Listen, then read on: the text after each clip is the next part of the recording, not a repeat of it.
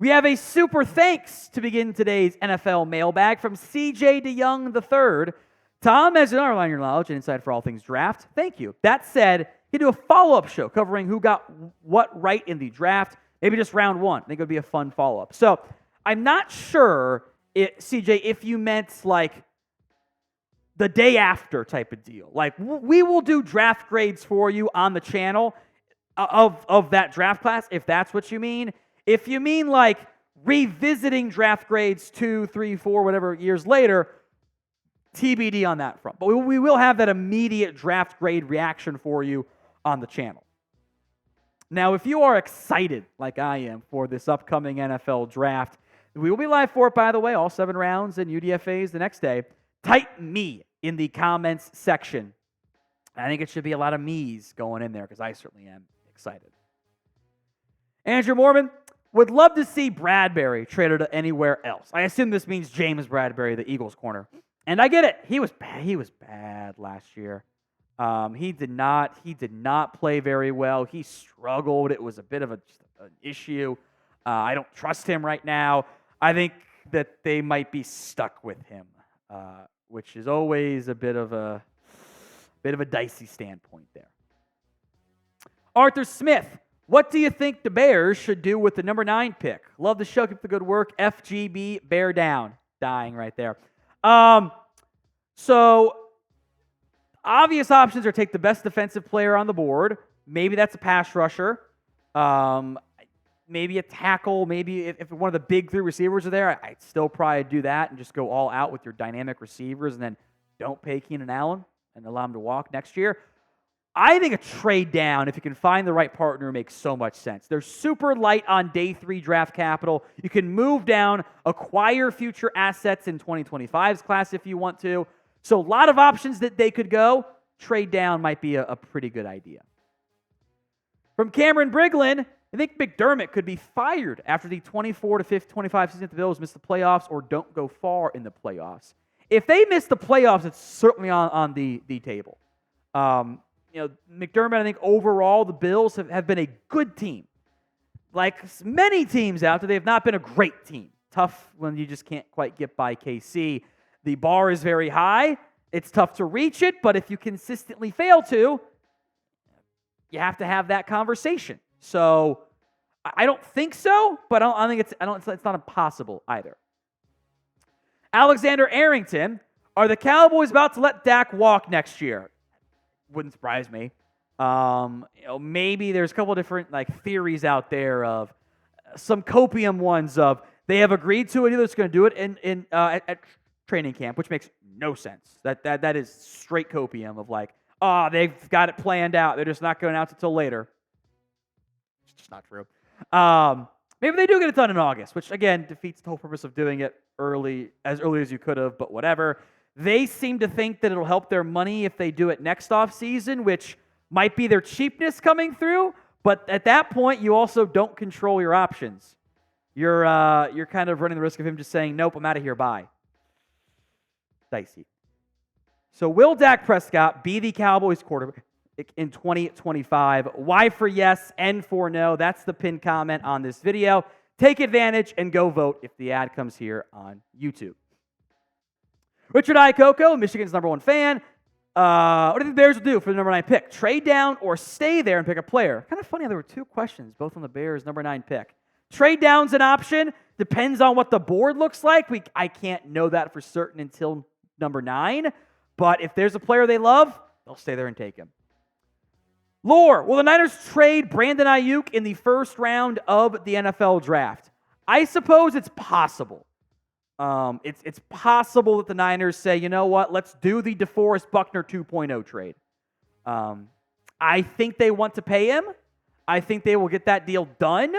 I think it might lead to them eventually moving off of Deebo Samuel or George Kittle down the line to kind of balance their books, so to speak, and not have 3 of the highest paid skill guys in football, 4 if you count Christian McCaffrey, once the Brock Purdy contract or whatever contract becomes more expensive. So it's possible. I would think no in the end. Poppy Chulo sits. Bears draft Joe Alt and trade Braxton Jones. I mean, I would not be mad at it. I love Joe Alt's game. I would be stunned if the Titans stay at 7 don't take Joe Alt. That just makes so much sense for all parties involved. They need a left tackle. Alt would be maximized to an elite level with Bill Callahan. Fills a huge need. I think he's going to be most people's number one offensive tackle.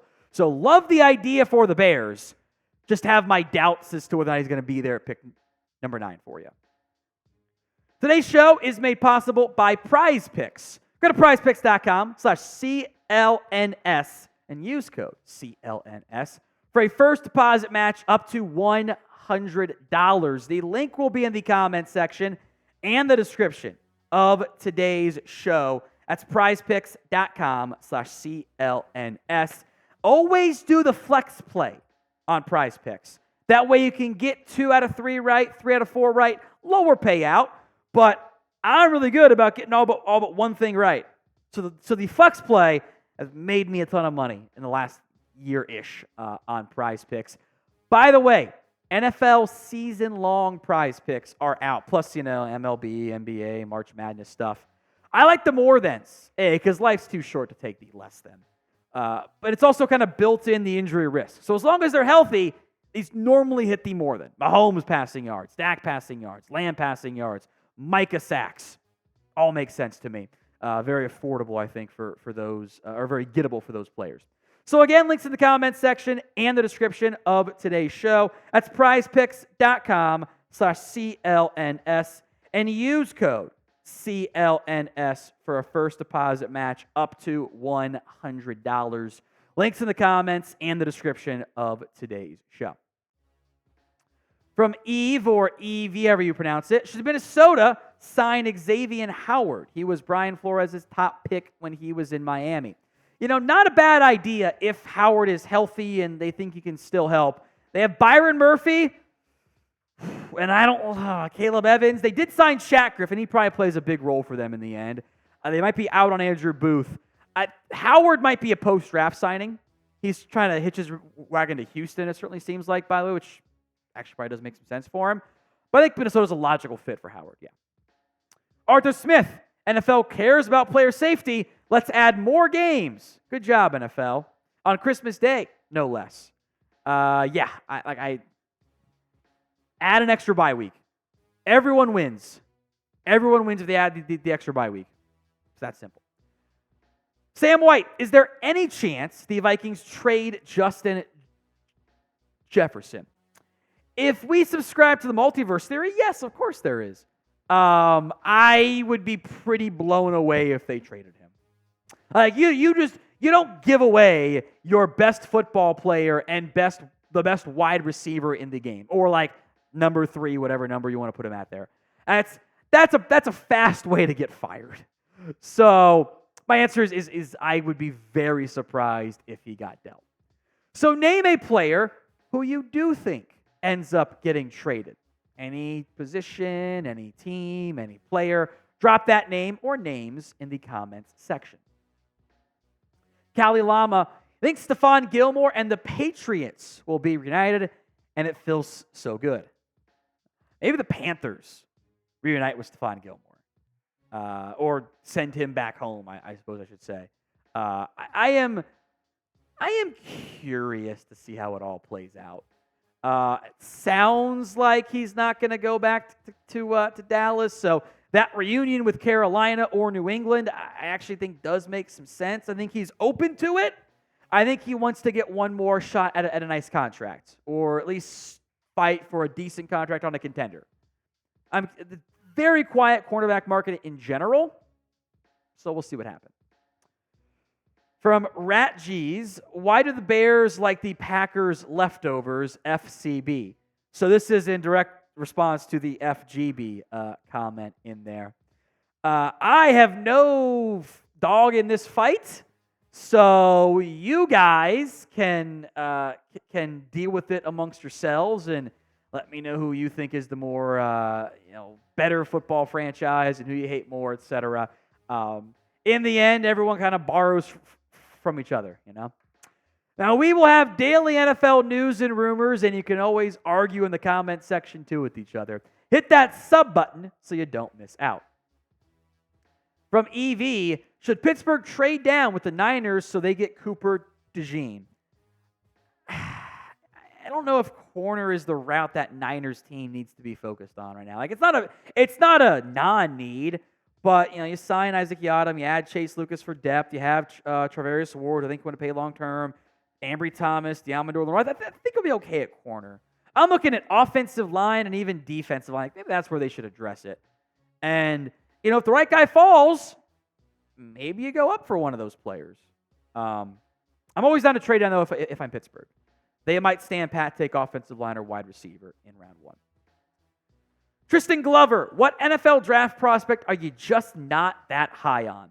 So obviously relative to consensus, because kicker is the right answer across the board, I don't love Nix or Penix, frankly.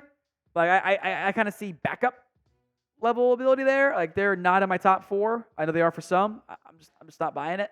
I think the real answer though is probably Ennis Rakestraw. I've seen him as high as like CB3 for some people, and I just didn't see it. He's not bad. He is a day 2 player, but I didn't see round 1 buzz for me. I very well could be wrong. Would not be the first time, and will not be the last time either. Who do you think is the most overrated 2024 NFL draft prospect? You can be the hater, be mean in the comments section. FinFan23, who is a player the Dolphins could move up for in the NFL draft?